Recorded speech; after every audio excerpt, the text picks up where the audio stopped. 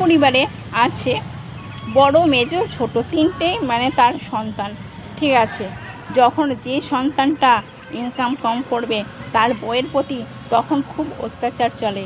কেন? তার বর কোনো ইনকাম করে না, খুব কম ইনকাম করে। আর যেটা মেজো সে ধরো ব্যবসা করে, বড় ব্যবসা, ও তাকে আমাকে খাওয়াতে হবে, ভালো মন্দ তার বউকে খাওয়াতে হবে। আর যে ছোট সে তো চাকরি করে, তার সব না চাইতে সে সব কিছু পেয়ে যাচ্ছে দুটোতে। আর একজন পারছে না, তার বর যখন বলছে না কোনো কিছু, বউ যখন বলছে তখন প্রতিবাদ করছে যে হ্যাঁ আমার দুটো ছেলে যখন সব কিছু পাচ্ছে, তোমার দুটো ছেলে যখন পাচ্ছে, বড় ছেলে কেন পারবে না? বড় ছেলে কেন অধিকার নেই? বড় ছেলে কি সৎ ছেলে?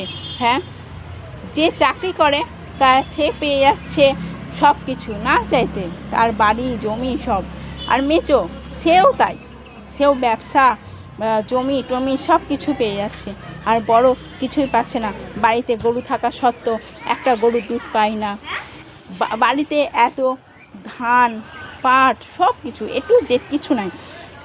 যখন একটা মেয়েকে বিয়ে দেয় তার মা বাবা তারা দেখে যে ছেলেটা কি ইনকাম করে, তার ফ্যামিলি কি করে। মাটা অবশ্যই তখন দেখে যে সত্যি আমাকে এই বাড়িতে দেওয়া উপযুক্ত।